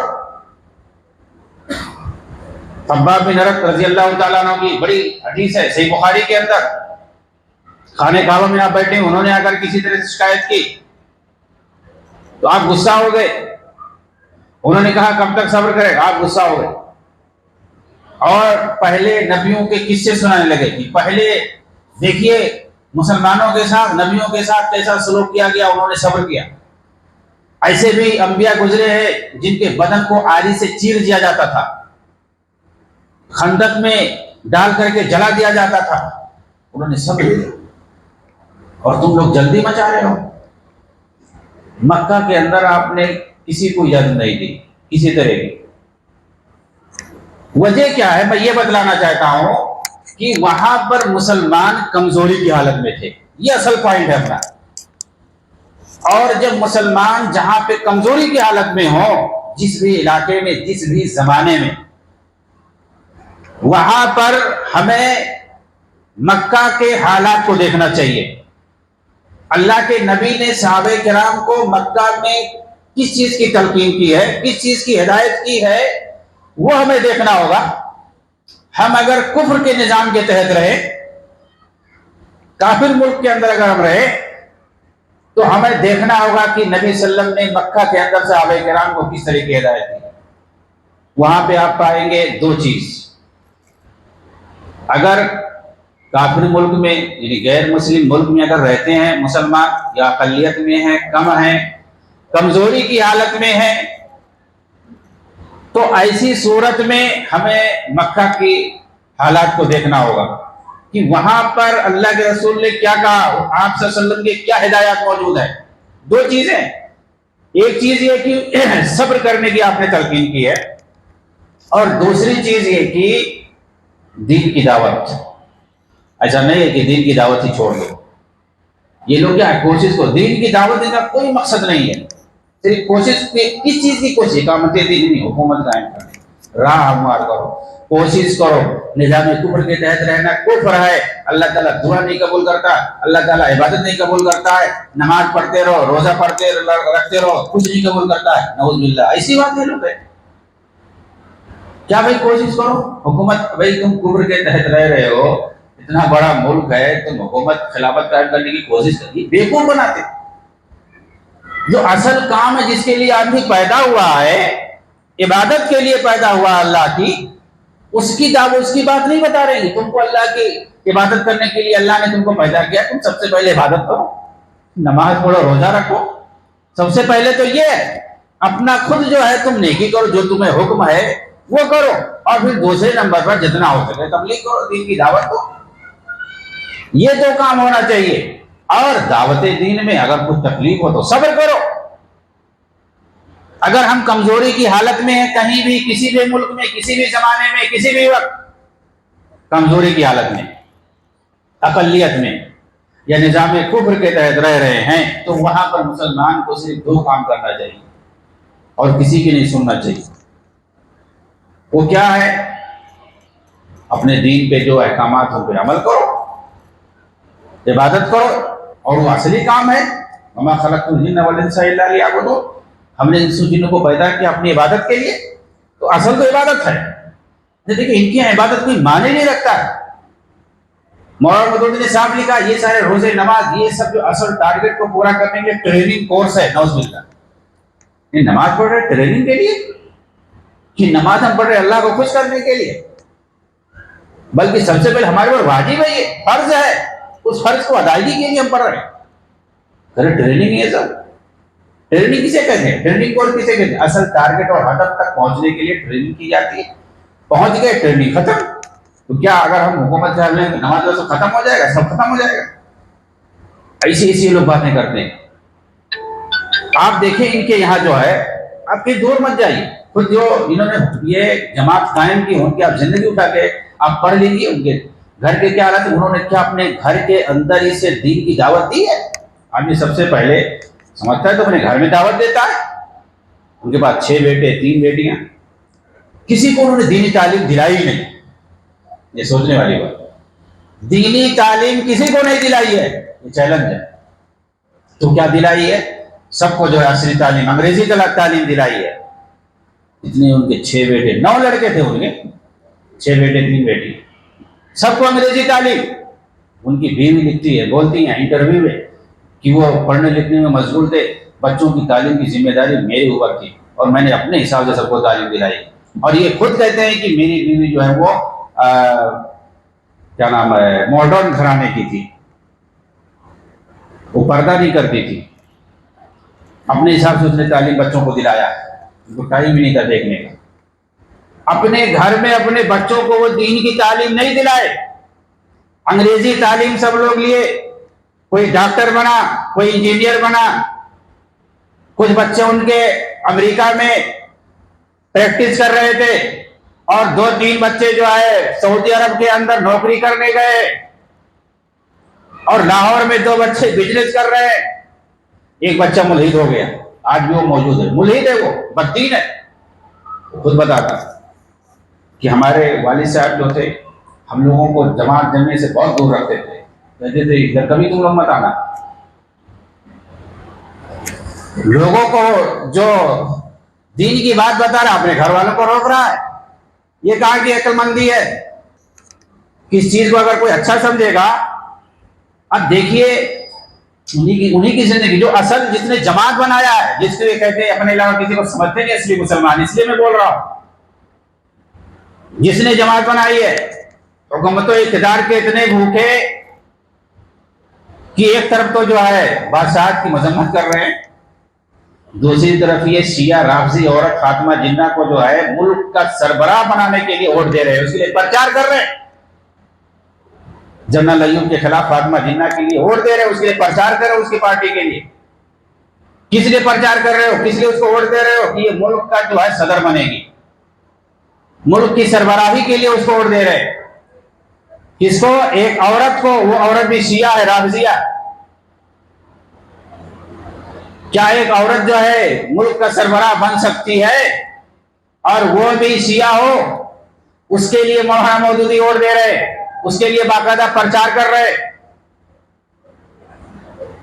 اور بڑی جسارت سے جب کوئی سوال کرتا ہے کہ جو ہے مولانا آپ جو ہے کہ شیعہ عورت کے لیے پرچار کرتے ہیں، کہتے ہیں کہ اس کے مقابلے میں کون ہے؟ جنرل ایوب، اس سے ہی اچھی ہے. جنرل ایوب کی برائی بیان کرتے ہوئے اس کی سب سے بڑی برائی کیا تھی؟ کہ وہ فوجی عامر خیری بادشاہ تھا، فوجی جنرل تھا. وہ اس کی مذمت کہتے ہیں کہ اس کے ہاں 99 خرابی ہے، صرف ایک خوبی ہے، وہ مرد ہے. اور یہ فاطمہ جنہ کے یہاں 99 خوبی ہے، ایک خرابی عورت ہے. تو جس کے یہاں 99 خوبی ہو اسی کو ووٹ دینا چاہیے. ایسا کوئی کو بنا رہے لوگوں کو. یہ لوگ جو ہے علماء کی مذمت کریں گے، علماء سے دور کریں گے، ان کی برائی کریں گے. جو اصلی علماء ہیں، جن کو علماء ربانیین کہتے ہیں، ان کی یہ مذمت کریں گے. اسی طریقے سے حکمرانوں کی مذمت کریں گے. یہ طاغوت ہیں، ایسے ہیں ویسے ہیں. تیسرے نمبر پر یہ فوج کی مذمت کریں گے. فوجی جنرل، فوجی، ان کی مذمت کریں گے. حالانکہ کسی بھی حکومت اور ملک کو چلانے کے لیے، اس کے سدھارنے کے لیے دینی اور دنیاوی ہر اعتبار سے یہ 3 چیزیں ستون کی حیثیت رکھتی ہیں اسلام کے اندر. ایک علماء، اور دوسرے امراء یعنی حکام، اور تیسرے جو ہے فوج. علماء جو ہیں یہ لوگوں کے اندر دعوت و تبلیغ اور ان کی دین سدھارنے کے لیے رہتے ہیں. ان کی یہ مذمت کرتے ہیں. دوسرے نمبر پر حکام جو نظام چلاتے ہیں. تیسرے نمبر پر فوج جو ملک کی حفاظت کرتے ہیں، ان کی سرحدوں کی حفاظت کرتے ہیں. یہ دیکھیں گے آپ، یہ تینوں کی مذمت کریں گے، تینوں کی برائی کریں گے، تینوں کو کافر مرتد اور سب کچھ بتلائیں گے، علماء کو چاپلوس اور کیا کیا کہیں گے دنیا بھر کی. الٹرنیٹ میں متبادل کے طور پر یہ اپنے مفکرین کو پیش کریں گے، ایسے جن کی سیوں سے تعلق رہیں گے، یہودی اور عیسائیوں سے تعلق رہیں گے، جن کی دنیا بھر کے خرافات، دنیا بھر کی بدعتوں میں جو مبتلا ہوں گے، ایسے لوگوں کو پیش کریں گے. ان کی آپ تاریخ پڑھیں گے، صرف خرافات سے بھرا ہوا ہے، صرف جو ہے ظلم، فساد، لڑائی جھگڑا. سب سے اتفاق کر لو، توحید کی دعوت ان کے یہاں نہیں ملے گی. شرک پر تو بولنا ان کے یہاں حرام ہے، بدعت پر بولنا ان کے یہاں حرام ہے. یعنی جو اسلام کی جو اصل دعوت ہے، اور موجودہ دور میں اسلامی دعوت جس بات کا تقاضا کرتی ہے کہ ہم لوگوں کو اسی دین کی طرف بلائے جس کی طرف صحابہ نے بلایا تھا. کیونکہ خرافات بہت ہو گئے، بدعات بہت زیادہ ہے، شرک ہر جگہ عام ہے، قبر پرستی عام ہے، قبے اور دنیا بھر کی چیزیں. ان کو مٹانے کے لیے، ختم کرنے کے لیے، یہ اصل دین ہے، یہ انبیائی مشن ہے. انبیاء جو اتنے زیادہ بھیجے گئے، ان کو کس لیے بھیجا گیا؟ جب لوگ دین سے منحرف ہوئے ہیں، شرک میں مبتلا ہوئے ہیں، غیر اللہ کی عبادت میں مبتلا ہوئے ہیں، تبھی انبیاء ہیں، اور کوئی نبی آئے گا نہیں. تو اب علماء کو یہ کام کرنا ہے، اصلاح کا کام، لوگوں کو شرک سے روکنا ہے، منع کرنا ہے، اللہ کی عبادت کی طرف لانا ہے، اور اسی کو توحید کہتے ہیں. یہ اصل دین کا تقاضا ہے، دعوت کا تقاضا ہے کہ ہم لوگوں کے اندر اصلاح کا کام کریں دینی اعتبار سے جو ضروری ہے. آپ عقیدے کی بات کریں گے، آپ منہج کی بات کریں گے، تو یہ لوگ کہیں گے اختلاف پیدا کر رہے ہیں. آپ شرک سے روکیں گے، کہیں گے یہ لوگ جو اختلاف کی بات کر رہے ہیں. ان کا کیا ہے؟ سب لوگ آؤ ایک پلیٹ فارم پر. بھائی سب لوگوں سے اتحاد کرنے کا کیا مقصد ہے؟ آپ سیاسی اعتبار سے اتحاد کر سکتے ہو ہر ایک سے. مسلمان کیا کافروں سے بھی اتفاق کر سکتے ہو. ان کے یہاں یہی پایا جاتا ہے، سب کو ایک پلیٹ فارم پر. لیکن یہ جو سب سے بڑا دوہرا معیار ان کے یہاں ہے کہ یہ بھائی تم کو حکومت قائم بھی کرنا ہے تو دین کا نام کیوں لیتے ہو؟ دین کو کیوں بدنام کرتے ہو؟ اپنا سیاسی پارٹی بناؤ، حکومت قائم کرو، دین کو بیچ میں کیوں لاتے ہو؟ دین کے نام پہ لوگوں کو دھوکہ دیتے. آپ دیکھیے مصر کے اندر 2011 میں ان لوگوں نے، اخوان المسلمون نے کیسے حکومت جب بنائی ہے، اس کے لیے کیا کیا انہوں نے کیا. ملک کے اندر فساد، بغاوت، اور الیکشن سے پہلے جب پرچار کرتے ہیں، کمپیننگ کرتے ہیں، تو ان کے بیانات آپ سنیں کہ حیران رہ جائیں گے. ہم یہ لوگوں کو رجھانے کے لیے، لوگوں کو بتلانے کے لیے، ابھی تک ملک میں آمریت چل رہی تھی، یہ چل رہا تھا، فوجی نظام چل رہا تھا، ہم لوگ خلافت لائیں گے، شورائی نظام لائیں گے، ایسا کریں گے، ویسا کریں گے، اسلامی حکومت قائم کریں گے. ہماری جو راجدھانی ہوگی جہاں سے ہم حکومت کریں گے، وہ قاہرہ نہیں، وہ جو ہے بیت المقدس ہوگا، وہاں سے حکومت کریں گے. اب ظاہر سی بات ہے، لوگ سنیں گے تو سب کہیں گے یہ تو بھائی اسرائیل کو جو ہے فتح کریں گے، بیت المقدس میں حکومت وہیں سے کریں گے، ختم کر دیں گے اسرائیل کو. ایسی باتیں لوگ کرتے تھے. مصریوں نے سپورٹ ان کو دے دیا، جتا دیا. وہاں سے مسلمان ہیں، ہر کوئی یہی سوچے گا بھائی اسلامی نظام لائیں گے اور کیا نام ہے، اسرائیل کو بھی ختم کر دیں گے، اور وہاں سے حکومت کرنے کی بات کر رہے ہیں. اور قاہرہ تو ایک صوبہ بن جائے گا جو مصر کا جو وہاں راجدھانی ہے، اور بیت المقدس جہاں پہ یروشلم ہے، وہاں سے یہ لوگ حکومت کریں گے. ایسی باتیں بولتے تھے. ایک نمبر کے جھوٹے ہوتے ہیں یہ لوگ. لیکن جب ان کی حکومت بن گئی کیسا بھی کر کے، تو انہوں نے کون سی حکومت قائم کی؟ جو اس وقت صدر بنا ان کا، جس کا نام محمد مرسی، اس نے ٹی وی پہ آج بھی ریکارڈ موجود ہے کہ ہمارے پاس 1923 کا جو نظام بنا ہوا ہے، دستور بنا ہوا ہے، اسی کے مطابق حکومت ہوگی. 1923 کے مطابق تو نظام دستور جو بنا ہوا تھا ویسے چلا رہا، اسی دستور کے مطابق تو حکومت چل رہی تھی آج تک. 1923 میں ملک فاروق بادشاہی نظام جو بنا ہوا تھا، اس وقت جو بادشاہ تھا اس کا نام تھا ملک فاروق۔ فاروق کے دور میں یعنی 1923 میں مصر کے اندر بادشاہی نظام تھا، اور کیا نام تھا اس کا؟ ملک فاروق۔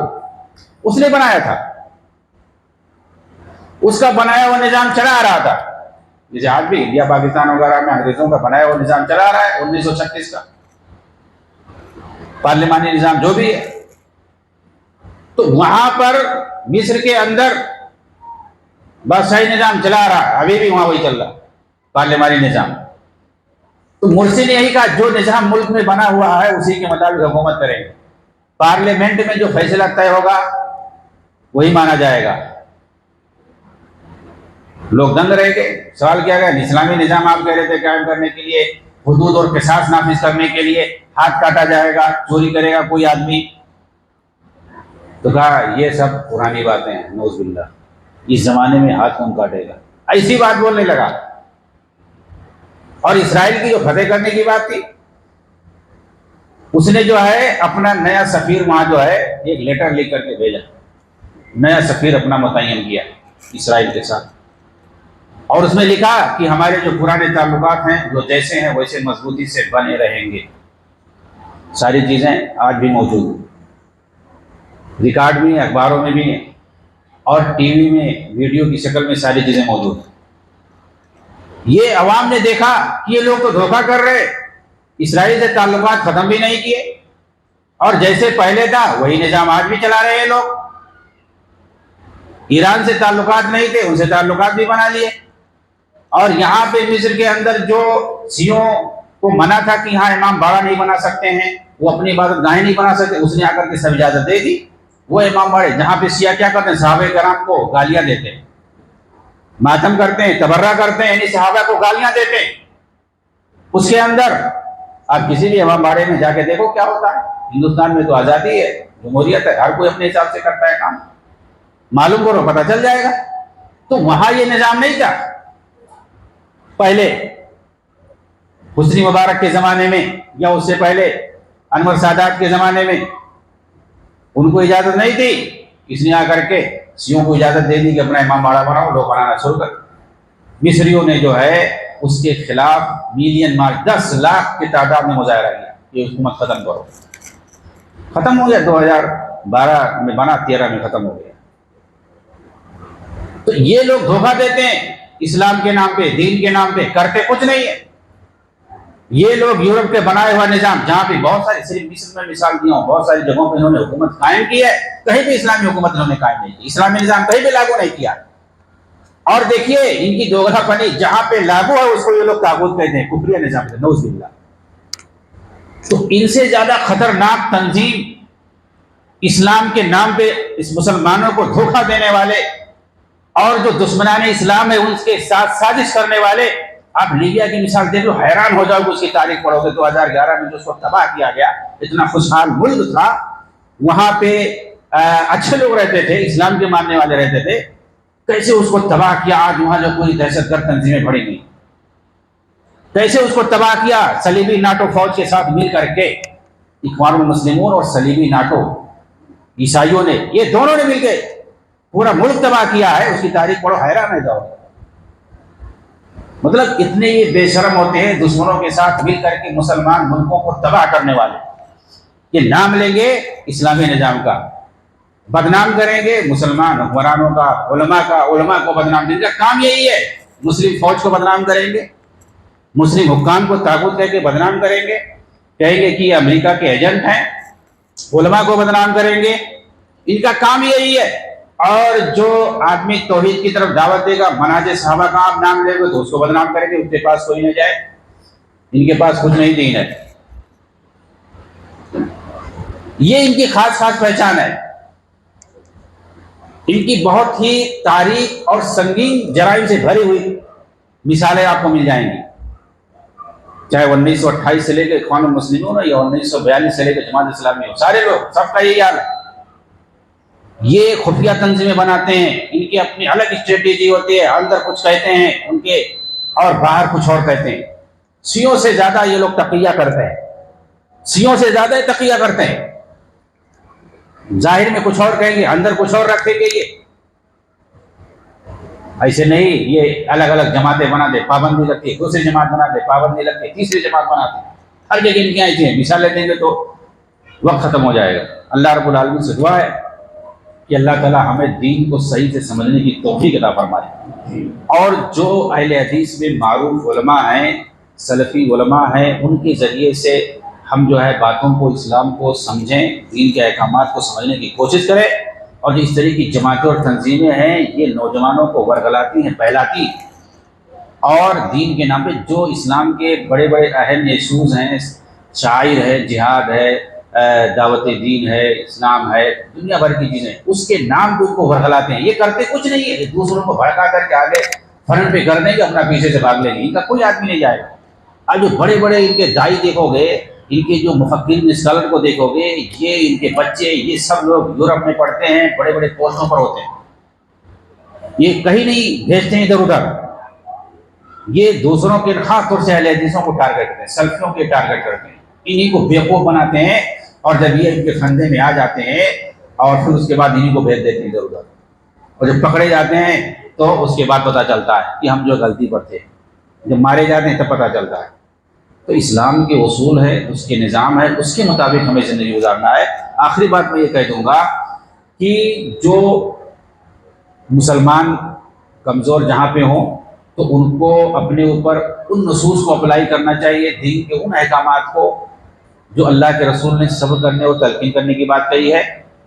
اور جہاں پر مسلمان طاقت کی حالت میں ہوں وہاں پر ان نصوص کو اپلائی کرنا چاہیے جن کے اندر قتال کرنے کا حکم ہے، جہاد کرنے کا حکم ہے، اور جہاد اور دعوت کی راہ میں جو رکاوٹ بنے ان سے لڑنے کا حکم ہے. تو ان نصوص کو ایسی جگہ پہ اپلائی کرنا جہاں پر مسلمان طاقت کی حالت میں ہوں. لیکن جب کمزوری کی حالت میں ہو تو آپ کو مکی کی زندگی یاد ہے. اللہ رب العالمین سے دعا ہے کہ اللہ تعالیٰ ہمیں صحیح راہ پر چلنے کی توفیق عنایت فرمائے. جتنی منحرف جماعتیں ہیں، تنظیمیں ہیں، اور جتنے منحرف افکار ہیں، ان سے دور رہنے کی توفیق عطا فرمائے. آمین. وآخر دعوانا الحمدللہ رب العالمین. السلام علیکم ورحمۃ اللہ وبرکاتہ.